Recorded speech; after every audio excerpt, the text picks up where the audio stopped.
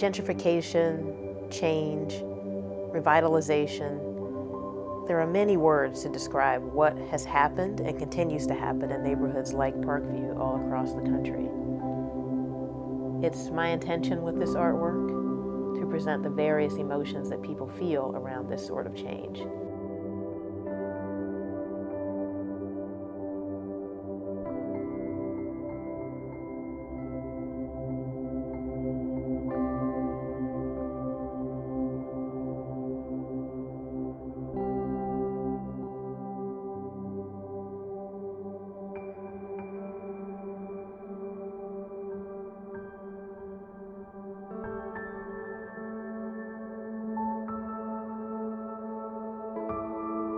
Parkview was the ideal location for this mural.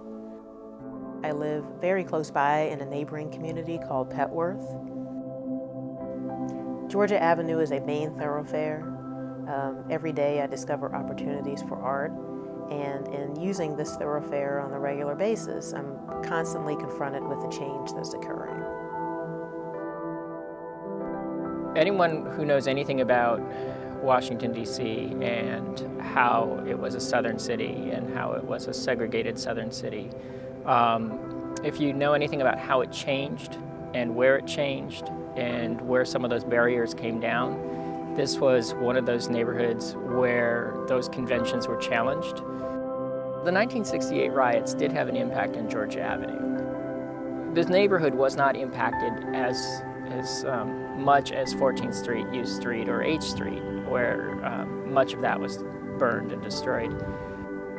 When you look at just where this neighborhood was right before the metro opened, there are several blocks in the neighborhood that have been described as open-air drug markets. That's just the way it was. Metro started to change all that very slowly, started to see more interest in the area. Some of the empty storefronts they stayed empty for quite a while, but we've started to see some of them, attract businesses.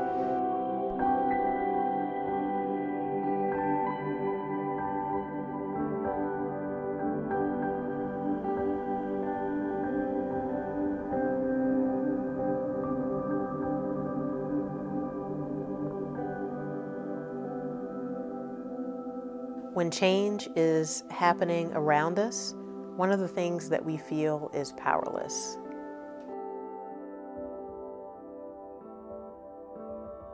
People often feel fearful, sometimes curious, excited, trepidatious about a place that was once so familiar suddenly becoming so unfamiliar.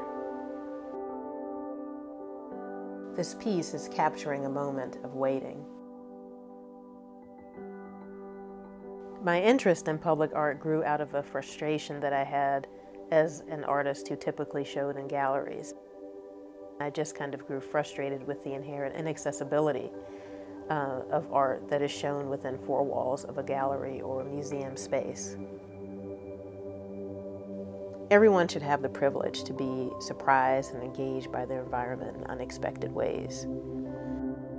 If you exhibit artwork in a public space, in spaces that are familiar to passersby, it allows them to engage in the artwork in ways that are personal to them.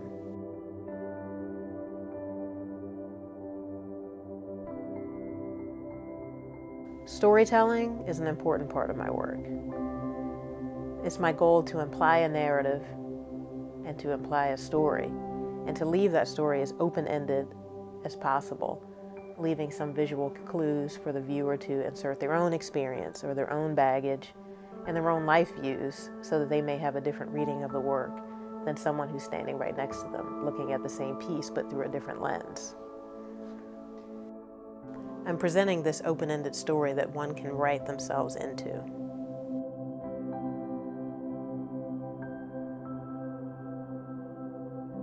I'm Doreen Thompson. I came to this area of DC probably 40 years ago. This was when I think Georgia Avenue was sort of at its lowest point, and you had a lot of carryouts. And in this location was a bakery, a Caribbean bakery. I found this place and you could just pull up, jump out and get a hot patty. And so for close to 40 years, it was Brown's Caribbean Bakery. And so, the utter pain one day when I came by and the door was closed. And I did all kinds of things. I put flowers on the door, I put cards, I got the word out, please, please don't go away. Over time, I've been looking to see what's going to replace it. And so I was very happy when I met Stefan, because he gave a nod to what was there before. He kept patties, his version of patties, on the menu.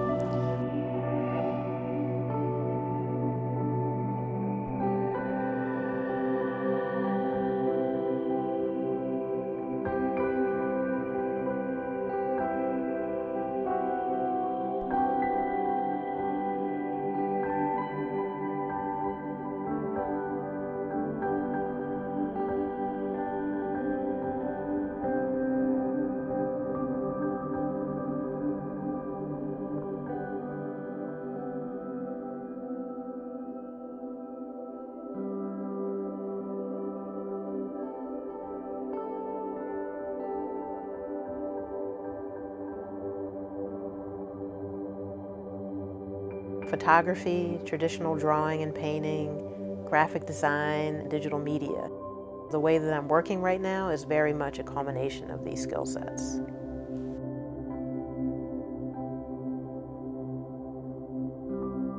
Children to me represent a certain purity, a certain innocence, and there's an inherent playfulness that comes with depicting children.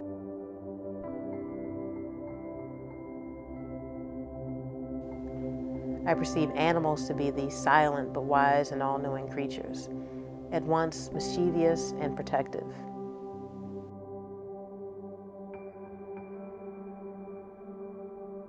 Assigning gender, race, or ethnicity is far less immediate when the subject is not human. Blurring those perceptions of race and gender and ethnicity further opens the narrative.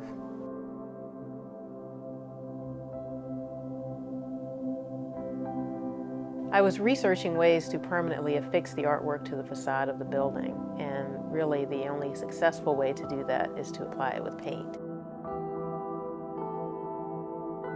Not being a muralist myself, I found a group of painters who would accurately recreate my work.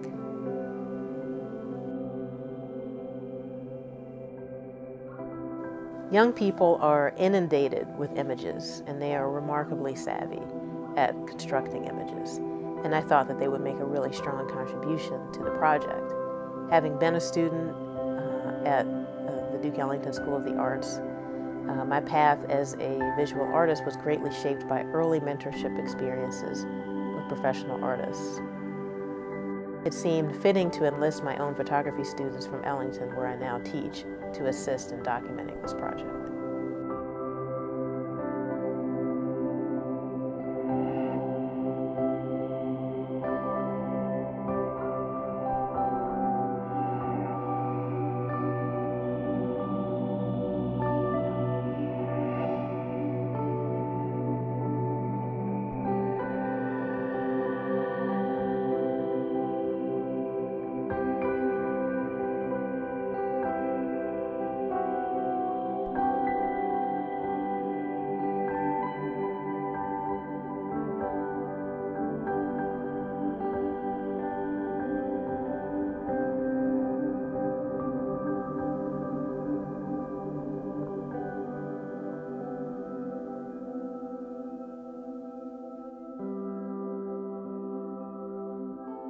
One of the things that I think is really precious about Georgia Avenue is when you take the time to dig into its history a little bit. And perhaps this is why I'm not so terrified of change, but I see it as an opportunity, is it seems that every 10, 15, 20 years, Georgia Avenue completely reinvents itself. And so if you can just learn what's been here and see how some of those threads are still in the fabric of this community, and think about it that way and try to embrace the changes that are happening from a position of how do these threads add to that story so that perhaps 20 years from now, what's going on here, maybe much of it will be gone, but maybe it will have added to that history so that we're even richer for the next decade after that.